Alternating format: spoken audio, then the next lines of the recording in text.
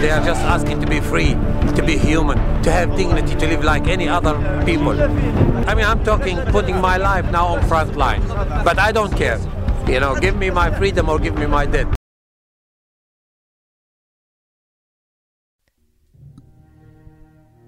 ¿Por qué la guerra? ¿Por qué luchas entre seres humanos? ¿Por qué cadáveres? Actualmente nos ahogamos en olas de palabras e imágenes televisivas que no añaden a nada. Por eso, mi objetivo próximo es viajar aún más allá y experimentar el sentimiento guerrero en la pura crueldad, posicionándome en la piel de esas personas que la sufren día tras día, que para nosotros tan solo son noticia de un minuto y ya no vuelven a aparecer más en nuestras mentes. Quizás sea un pensamiento maquiavélico y retorcido, pero es un sentimiento interior que me impulsa a relatar, en un futuro, con mis propias palabras, crónicas sobre los hechos que visualizo y así adoptar los principales valores morales de la vida con mis propios pies en campos de batalla. Pero este sentimiento no existía en Plàcid García Planas antes de ejercer como corresponsal de guerra en La Vanguardia. Me llamo Plàcid, es decir, no estoy programado para la guerra y llegué al periodismo por casualidad, porque no sabía muy bien qué estudiar y vino un profesor a mi colegio y dijo periodismo, medios de comunicación, informaciones del futuro. Entonces pensé, pues vamos hacia el futuro, pero no sabía muy bien qué era el periodismo, lo hice mucho por casualidad y llegué a la sección internacional también muy por casualidad y a la guerra también muy por casualidad. Es decir, yo no lo he buscado, más bien la profesión me ha buscado a mí. Sus primeros pasos fueron muy precipitados. Sin buscarlo, yo un día me encontré en una guerra con una libreta, un boli y venga, pues cuéntalo.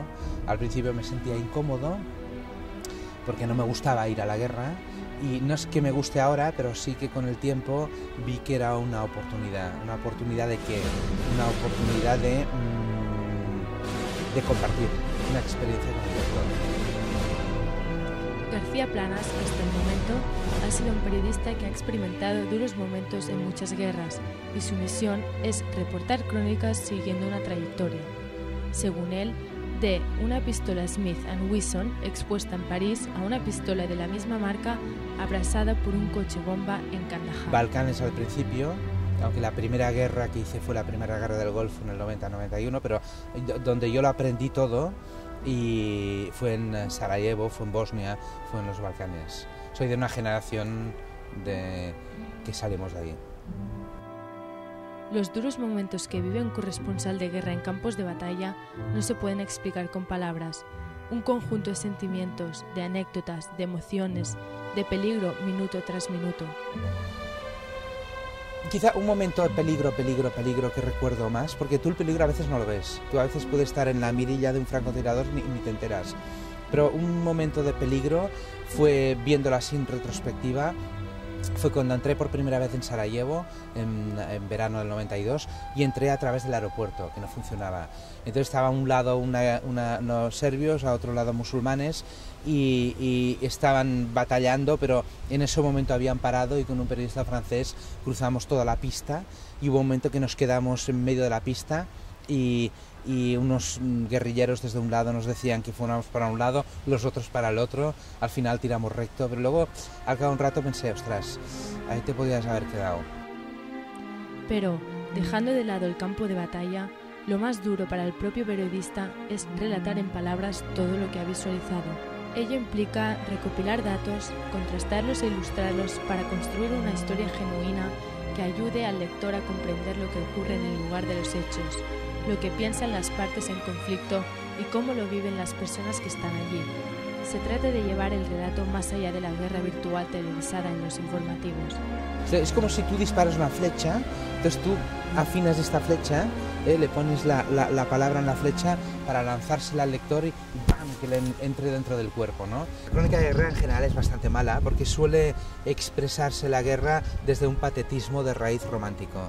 Las crónicas de guerra parecen pasos de Semana Santa y el dolor de esos cristos y vírgenes que se retuercen de dolor, y el dolor no es barroco, el dolor es minimalista.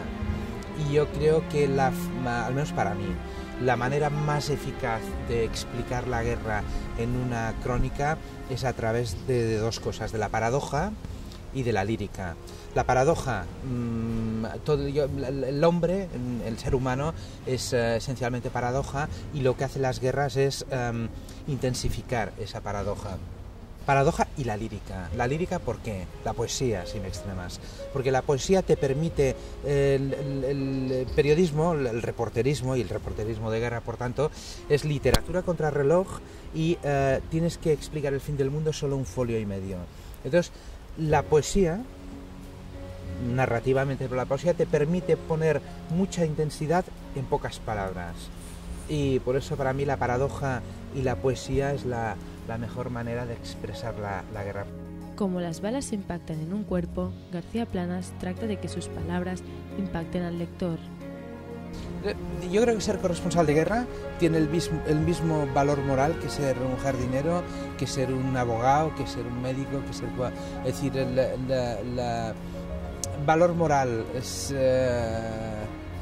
Y es lo que decía antes. Yo creo que mi función no es juzgar, mi función es hacer reflexionar al lector. Valor moral sería... yo veo a gente que está sufriendo y cómo expreso ese sufrimiento al lector de manera que al lector le sirva de algo.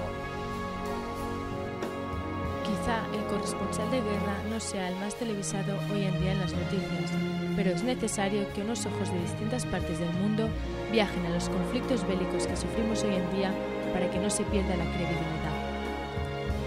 Responsable de guerra, yo creo que somos periodistas, y periodistas pues esencialmente somos periodistas. Es decir, uno no es buen corresponsal de guerra si no sabe hacer una crónica de una huelga de tranvías. Obviamente, si le preguntamos a un corresponsal de guerra si recomienda este oficio, su respuesta será clara. Desde mi punto de vista, este oficio adquiere un interés propio y un sentimiento necesario para ser capaz de cubrir una guerra. Claro, es difícil.